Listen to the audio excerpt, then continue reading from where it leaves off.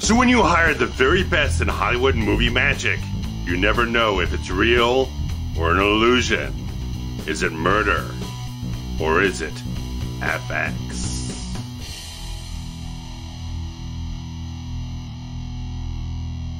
Raleigh Tyler is Hollywood's premier special effects artist, with the talent and credits to prove it. Although when the Department of Justice pays him a visit and propositions him to help create an elaborate illusion by faking a hit on mobster Nicholas DeFranco, it might be a taller task than he is ready to tackle. Yet the challenge is ultimately far too tempting for Raleigh, and he agrees to plot out DeFranco's Hollywood-style exit into witness relocation. Unwittingly so, Tyler's effects expertise pulls him further into the situation, as the DOJ wants him to be the one to pull the trigger, to make sure it all goes exactly to plan. However, everything goes awry when Agent Lipton attempts to kill Raleigh after carrying out the supposed fake hit, and now corrupt cops and dangerous hitmen now attempt to zero in on the loose end that is Raleigh Tyler. But NYPD detective Leo McCarthy starts assembling the peculiar elements of this murder mystery, and pulls back the layers of illusion to find the truth that ties both he and Raleigh together. Now the master of make-believe must utilize every clever trick of his trade to outwit this twisting conspiracy. So February 7th of 1986 saw the release of the movie FX into theaters, come to us from Orion Pictures, who put together a lot of really good films in this time period, including The Terminator, RoboCop, and eventually released Bill and Ted's Excellent Adventure. And the film came to us through director Robert Mandel, who had done a couple of little kind of small artsy films before this and kind of got into the graces of certain people who were trying to produce this film, and kind of like didn't latch on to looking for like an action movie director or stuff like that. They wanted to go with someone that has sense of building character and building the suspense that they thought the film really could benefit from. So they looked for someone that had those types of skills to build out character and personality and stuff like that throughout the entire film, instead of building up like a testosterone adventure type of film. They really wanted someone that could deal with actors and deal with characters, stuff like that, to get you interested in the story. And the entire script that he came on to originally was a much different affair and wasn't terribly well put together. Apparently he says that the film had a lot more gory type of stuff. It was a lot more just kind of like violent in a certain way, and the way they ended up moving this thing along and changing it as it went along, it maintained a certain sense of like almost a light-hearted thriller in a certain way. It's like it has all these really good suspenseful moments and all these really interesting plot turns and stuff like that, but also still has a fun sense of consistency throughout the entire runtime of the movie. So Robert Mandel was someone who really kind of had a certain quality that he really wanted to expand himself, didn't want to kind of linchpin himself into the small art house type of films. And later on, he would end up doing a few little things here and there, stuff like the Brendan Fraser film School Ties. He directed the pilot episode of The X-Files, and also the Tom Berenger film The Substitute. So a few little things here and there, not too many credits, but a few little beats that he hits throughout the years after this. And it's one of those things where you get into this whole film right here in 1986, where the special effects have boomed out considerably at this point in time. The technology for like makeup effects and all that type of stuff has really kind of just expanded so much and just really kind of caught up to make some really phenomenal type of stuff in this era. This like almost kind of this is the golden age of practical effects. And having an entire story that wraps around the idea of the protagonist of the film being a special effects man hired to do an assassination to fake a guy's death, and having him go through the entire twisting plot of deceit and betrayal and all these different things, that has a little bit of a film noir sort of idea in there, and that type of feeling in a certain way, where it's almost Hitchcockian in its ideas there, in terms of the sort of almost every man caught up in this web of corruption and deceit stuff. But you add in this wonderful twist of the entire special effects man element. It creates such a wonderful, clever type of film to delve into and see all the wonderful stuff they did with all these effects. And absolutely, that type of stuff is definitely a credit to John Steers, who'd worked on 8 James Bond movies up to this point, and also shared in the special effects Oscar for Star Wars. This guy knew what the hell he was doing, and he absolutely positively, through his influence and his own techniques and all these different things he has, his own specialties, he's able to bring that tangible feel to it all. I just love seeing these things in the film where you see the character of Raleigh Tyler, portrayed by Bryan Brown here, doing the head sculpt type of thing for Jerry Orbach, his mob boss character, and seeing the entire thing of doing the plaster cast and all these little rubber prosthetics and everything like that, and all the planning of the squibs and everything with the radio controlled type of stuff. It's like, it's so smart. It's so wonderful to see that as people like us who just love to understand the movie magic and all that type of stuff.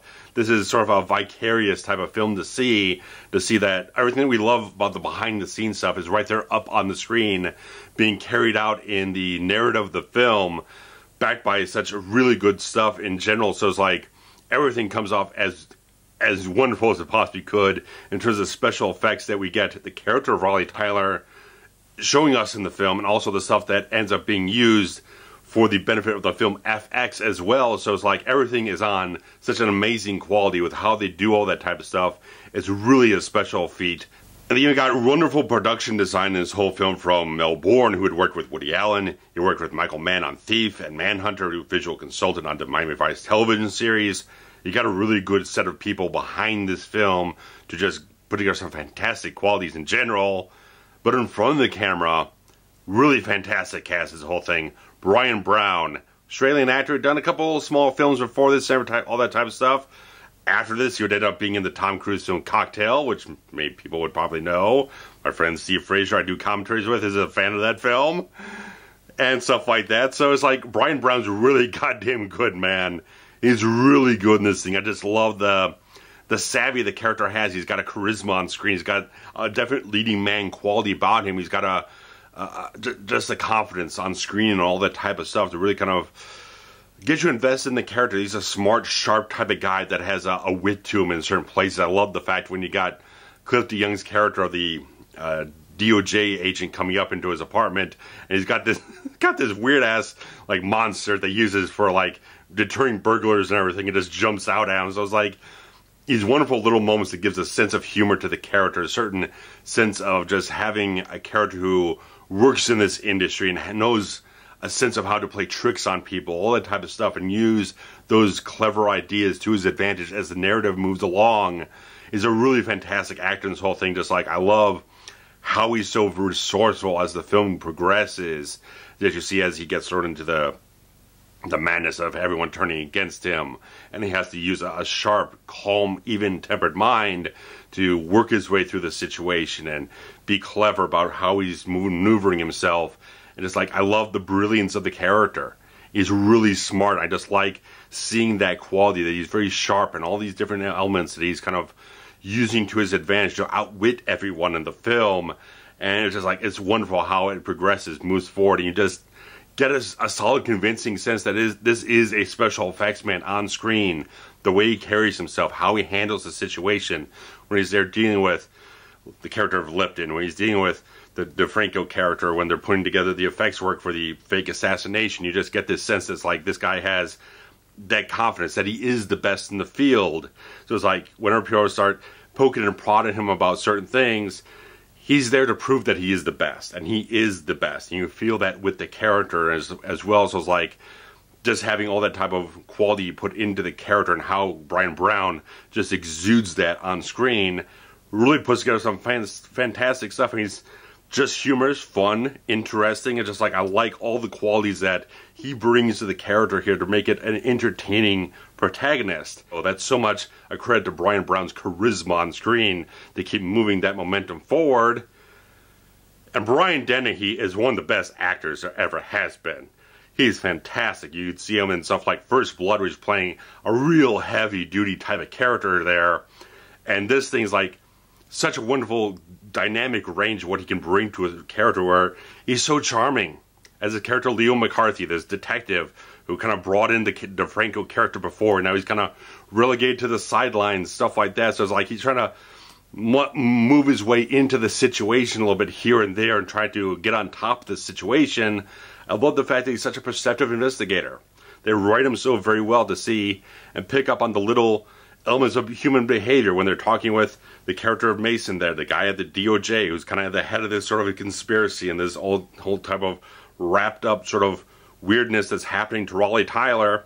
It picks up in the little things. He goes along and telling him that this one guy that they found, they did the hit on Raleigh Tyler's girlfriend, all this type of stuff. He picks up on certain little things about human behavior that says, this guy is not exactly right. I like the little elements they put into it, how he's a definite investigator. You have the intelligence of the character there, portrayed so well by Dennehy that he is such a great actor who can bring the subtle things and the emotions and the intelligence of the character, how he's working a scene and how he moves the gears in his head. You can see that on screen so well. And I like the little moments where he can get a little bit heavy, get a little intense in certain places, where he's trying to throw his weight around and stuff like that. So it's again a sort of thing with this whole film that all these characters are written with such a wonderful, clever wit to them. There's a certain point in time where just like, I love this point where after they've taken Leo's badge and his gun away, suspended him for certain reasons, kind of going over the line in certain places.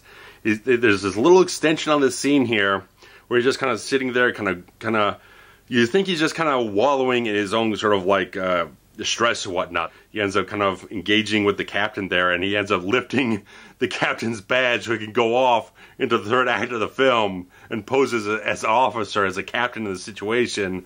It's a wonderful little beat. These wonderful little things of the film just show the intelligence, the sort of quality that the film has to make sure it's always smart. It's always got a little turn here and there. It has very perceptive characters that know exactly how to deconstruct a situation and move through it. You're so connected with both characters between Leo and Raleigh. They're really so good, and it's just like, I love the fact that this film always kind of sets up to get to the sequel, where you actually get the buddy mentality that you'd have in the sequel that we'll talk about at a later time. But it's a really type of good stuff. Dennehy and Brown, even though they share like one or two scenes of the whole film, at the end of the movie, their energy, their quality, their elements of their performances and their characters move the film forward and keeps it equally entertaining. When you're on one character story or the other character story, it's equally good. And the supporting cast you have here is also really damn good as well, because you got Diane Venora here, who would end up being in Michael Mann's Heat about 9 years later as Al Pacino's wife. Here she plays Raleigh Tyler's girlfriend of Ellen. She does a really solid job. You really get a sense of empathy with the character as you go along.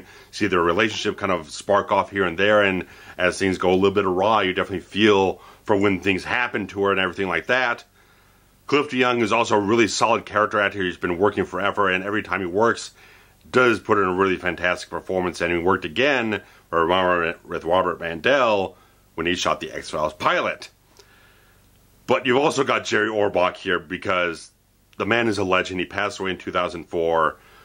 He was a Broadway actor. Everyone knows him from Law & Order, all these other things. He is fantastic in Out for Justice with Steven Seagal and a whole bunch of other stuff.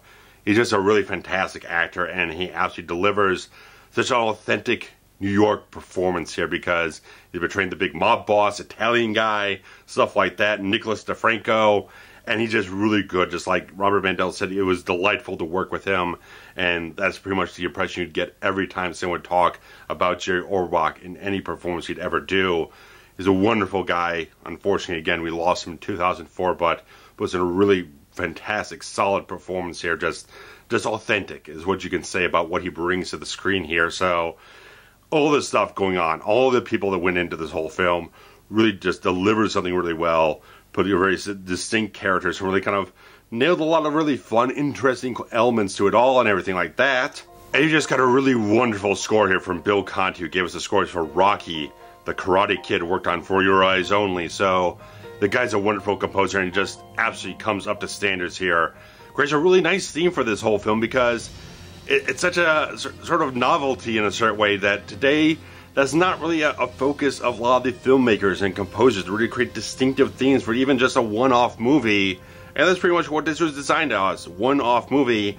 And he puts together such a wonderful piece of work here that just the theme alone has those elements of intrigue, has those elements, sort of film noir element of sorts, has the action, the thrilling aspect. So it's like it has all this stuff kind of combined into it in a really uplifting type of track and everything. So He really kind of captures the suspense in the film and all these different aspects as you move forward in the story and everything to really have that thrilling sense about the whole film. So it's like top level, top of stuff from Bill Conti, one of the best composers out there, absolutely positively, and it just rounds out with some fantastic action in this whole film. The film just has not tons of action, but what it does really just delivers so well, because it was such an interesting thing, because they had one of the best editors out there, Terry Rawlings, who worked with Ridley Scott on Alien, Blade Runner, tons of magnificent films. He's always done really wonderful work. Sadly passed away in 2019. But because he was editing the film and was working on this one action sequence, the fight between Raleigh Tyler and the hitman in the apartment, they put that together and showed it to Orion Pictures, who gave them almost another $1 million to put together the action chase sequence later on in the film. And they brought in like stunt drivers from Los Angeles to New York to kind of put the whole thing together and shoot it and get it all done, everything like that. And like, it's such a really damn good sequence too, that I think it just adds something more to the film. It adds another injection of energy and entertainment value to the whole thing, that as you're going along the story and getting a lot of the pieces slowly put together and you got the sort of intrigue building up, it's nice to have a really entertaining action sequence to jump into, and did a wonderful job at it. The entire sequence just comes together organically through the flow of the whole film as Raleigh's going back. They get the FX truck from the impound, and they have this chase sequence, and they use little tricks that they had from other films they worked on. They kind of ditch the cops and stuff like that. So it's like, it's so nice. It all fits in really, really well to the whole thing. So it's like, it's a testament to everything involved with the whole thing, with the direction, definitely the writing here, but everything that comes together through the technical aspects, to the performances, to the direction, everything that links together. It was all on such a wonderful vibe in this whole film that just like, it just hits, it clicks. It's just very satisfying to watch this film and enjoy it, because it's clever. It's a certain type of thing that we don't get as much these days, where they would keep it at where this thing was, with it like a $10 million budget, made about just over $20 million, and probably made a whole lot more on like the cable video sales, stuff like that, all these broadcast rights. So they probably licensed it out to HBO, stuff like that, and got a lot more money from it after the fact as well. So Ryan was very much happy with it. But today you would think, like, if they're going to go off and maybe do another version of this, a remake of this thing, it would probably be a $100 million film, and they'd have to get the biggest stars at the time, stuff like that. So they would bloat the thing out a lot, you'd think, with a lot more visual effects type of stuff that wouldn't fit with the style of the film, the concept of the film. They'd do a lot more things that were probably a lot more digital to kind of fake you out and stuff like that. Just love the fact that everything's so practical in the film. Everything Raleigh uses is not saying that they put together in post. There's all the stuff they created that he could do practically right there in the moment. So it's like, it's wonderful to see that quality maintained in the film. So it's like, just thinking about how the mentalities of certain things are today, where they do a lot more digital trickery. They probably do much bigger action sequences. They kind of blow it out of proportion. It's just nice to see. It's a nice, simple type of film that has just the wit to it and all these different elements, such good, lighthearted, wonderful, warm characters you really get connected with, and you're just enraptured by their intelligence in the film. I just think it's a really solid hit. I think it's a really solid piece of work here. Just like, what else can I really say about it? It's like a really good quality film that Kino Lorber put together in a little Blu-ray release for both films, the first film and FX2 a few years ago. Go see it. Go check it out. I definitely, absolutely, positively recommend it. I will be doing a review on FX2, where also, even though I never saw it, they did do a television series, so I'll probably talk a little bit about that when I do the review of FX2, The Deadly Art of Illusion. So guys, I really enjoy having your comments posted down below about this film. If you've enjoyed it, if you've seen it, if you maybe saw it all the way on HBO back in the day or whatever it was, picked up on VHS, DVD, stuff like that. It's been regularly making the rounds on home video for like 20-something odd years now. So really fantastic, really good stuff. Really let me know, guys. Absolutely love it. Thanks much. Take care. Bye-bye.